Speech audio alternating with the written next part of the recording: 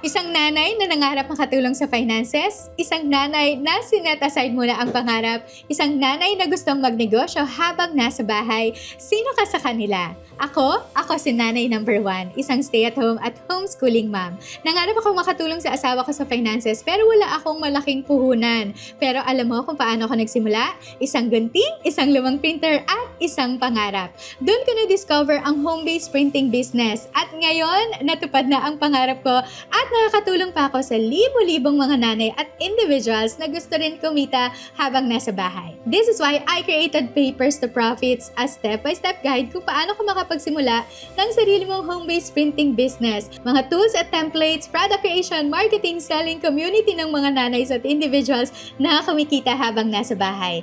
Gusto mo rin ba nito? Handa ka na bang simulan ang pangarap mo? Comment how to start your kumikita habang nasa bahay journey. Hintayin ka namin sa ating classroom!